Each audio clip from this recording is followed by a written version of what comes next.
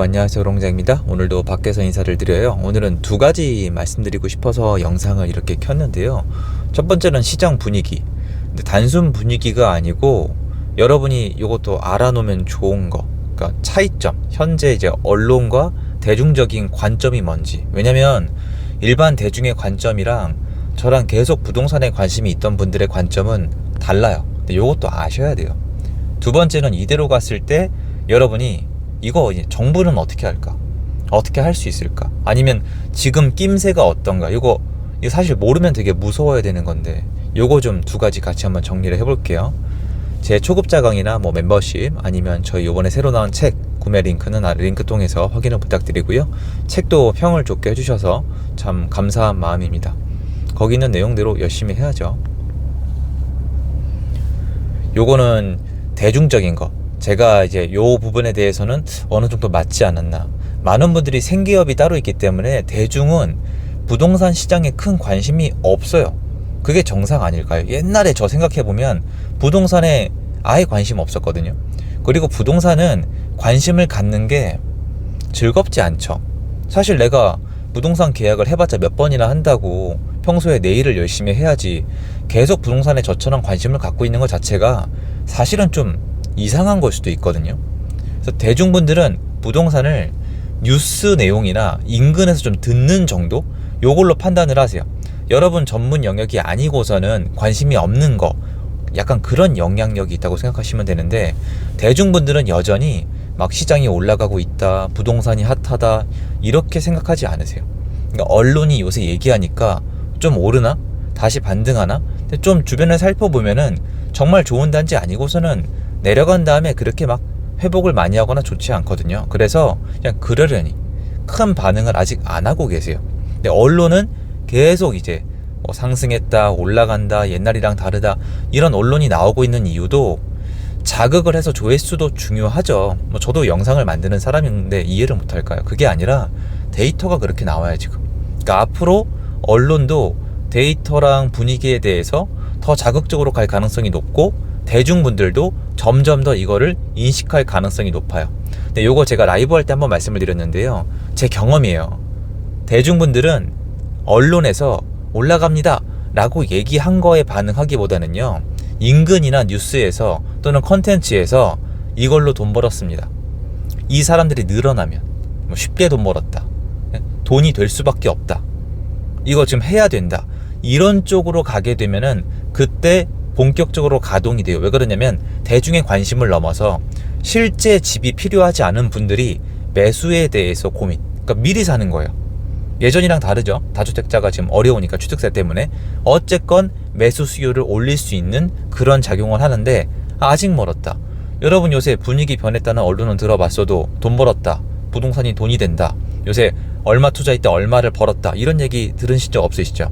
아직 그런 시장은 한참 멀었다. 그렇기 때문에 막 크게 뭐 아직 사람들이 신경 쓴다는 느낌은 없어요. 근데 또 반대급부로 이상한 게 있어요. 시장에 참여하는 분들조차도, 시장에 원래 관심 있는 분들조차도 지금 이제 본인이 가지고 있는 단지나 아니면 본인이 이제 보고 있는 단지가 반응이 없다 보니까 시장 전체에 대한 분위기를 놓치는 경우가 아직도 있어요. 시장 전체 분위기는요, 거래량이 3월에 4천, 4월에 4천, 5월에 5천, 6월에 한 7천 되겠죠. 굉장히 잘 번지고 있거든요. 그리고 이 수요가, 이거는 이제 예전이랑 좀 달리 파악을 해봐야 되는데, 예전처럼 다주택자 이제 갭 투자 막 이게 없잖아요. 실수요자가 이제 기반이고 옛날만큼 대출이 나오는 것도 아니고 여전히 이제 규제가 있기 때문에 예전보다는 사실 이 돌아가는 이 회전 반경이 넓진 않죠. 그래도 시장이 꿋꿋하게 잘 가고 있기 때문에 요거는 읽어내셔야 돼요. 그리고 놓치시면 안 되는 게 전세 시장이나 월세 시장. 전세 월세 같이 올라가고 있어요. 사실 요번 시장의 진짜 포인트는 앞에 다주택자가 어렵고 규제가 남아있기 때문에 이제 돌아가는 게 원활하지 않다는 점도 맞긴 맞는데, 이건 어쩔 수 없잖아요. 그리고 이건 꽤 오래됐잖아요. 이건 받아들여야 되는데, 여태까지 집을 오래 안 샀다는 누적 수요가 있다는 것과 전세 월세가 같이 올라가고 있는 시장이 왜 이런 모습으로 돌아가는지를 생각을 하셔야 돼요. 이게 두 번째 테마예요. 정부가 벌써 또 이제 집값 올라간다고, 또는 말로는 가계대출 문제 때문에 대출을 약간 규제하는 쪽, 약간 어쨌건 요거를 좀 건드는 방향 쪽으로 움직임이 벌써 나오고 있거든요. 여기서 또 추가적인 규제를 할지 안 할지는 여러분 사실 저는 모르겠어요. 이번 정권은 방향성 자체를 잘 모르겠어요. 왜냐면 솔직히 제 입장에선 말과 행동이 다를 뿐만 아니라 이게 반응 속도에서부터 잘 모르겠어요. 이게 여러분도 그러지 않으세요?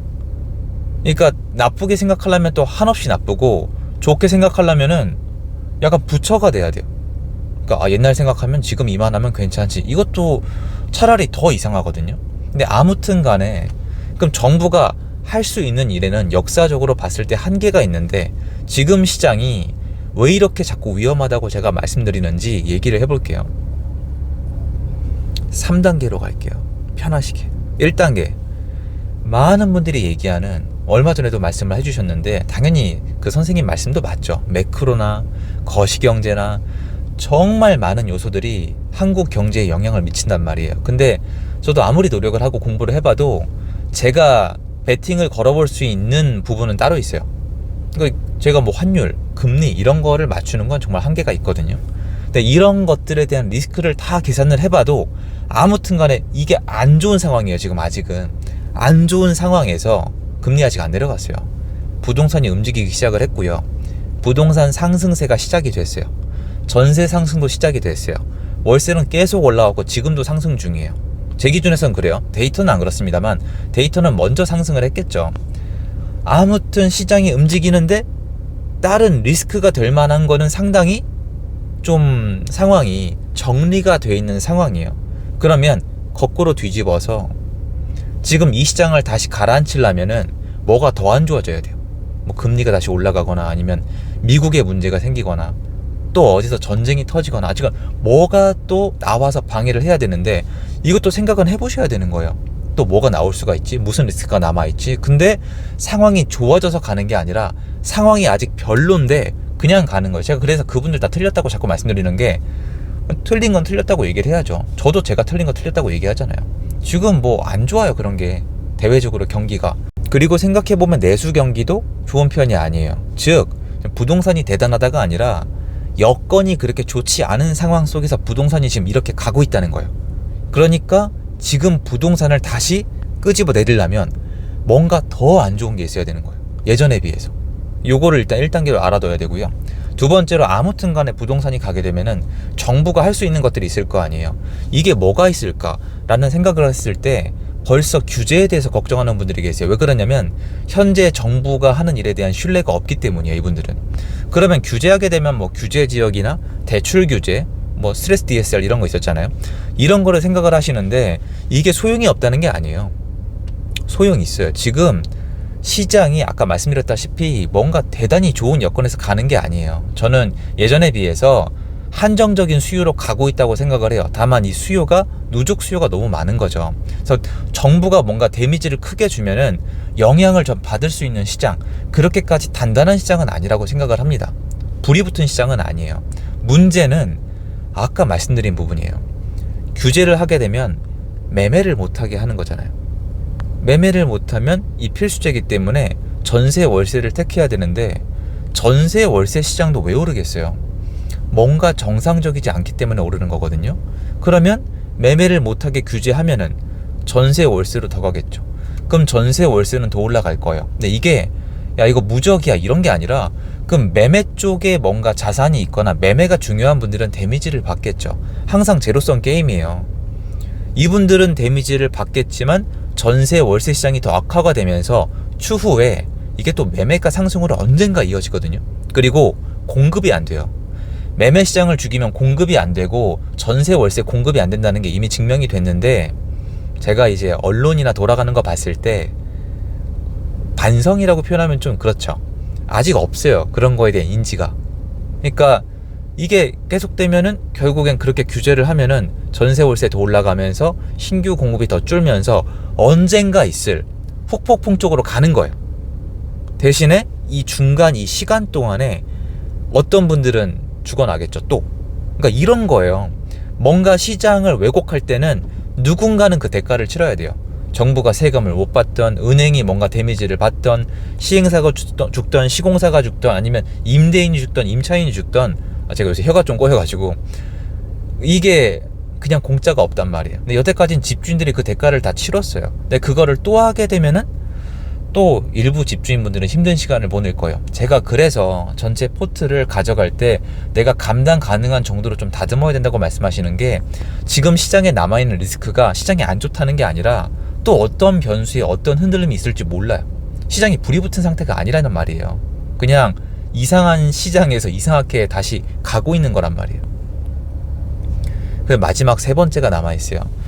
마지막 세 번째는 정부가 이제 그런 규제를 하거나 이런 것까지 생각을 했잖아요. 지금 전체적인 뭐 거시경제나 안 좋은 상황에서 부동산이 가는데, 만약에 규제를 하게 되면은 부작용이 있겠지만, 부작용이 있다고 무적이라는 게 아니라 누군가 대가를 치를 것인데, 세 번째가 있어요. 이것도 꼭 생각을 해야 돼요.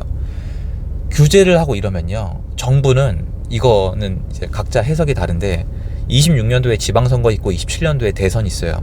여기에 큰 영향을 받을 거예요. 그러면 부동산 하시는 분들도 규제를 시작하면은 더 버텨야 되겠구나, 그러니까 전월세 시장을 많이 봐야 되겠구나, 그리고 지방선거랑 대선 결과에 영향을 미칠 거니까 다음 시장은 이렇게 되겠구나, 27년도 이후의 시장에 대해서 생각해 볼 수가 있겠죠. 그러니까 이거를 모르고 생각하면 무섭잖아요. 그래서 여전히 내가 가지고 있는 포트폴리오의 리스크에 대한 판단을 내가 되게 우선시하는 거예요. 아직은 시장이 옛날 시장이 아니란 말이에요. 근데 이게 지금 어차피 제가 이미 많이 말씀을 드렸잖아요. 많은 분들이 생각하는 것보다 지금 시장이 이미 되게 좋아요. 제가 좋다는 표현 예전에 계속 안 썼잖아요. 그래서 여러분들이 이렇게 돌아가고 있는 시장에서 놓치는 것들이 좀 많이 없기를 전 원하거든요. 그래서 생각하고 정리해 놔야 되는 부분이라고 생각을 해요. 요거 말씀드리고 싶어서 영상을 켜봤습니다. 제가 정규 기간에는 약간 좀 오락가락합니다. 말도 꼬이고 해가지고 양해 좀 부탁드리고요. 근데 오늘 내용은 꼭 전달을 해드리고 싶어가지고, 이게 또 바빠져서 까먹기 전에 얼른 영상을 만들어서 여러분께 전달해드리고 싶었습니다. 도움됐으면 좋겠고요. 제 영상 여기까지입니다. 오늘도 열심히 해보겠습니다. 감사합니다.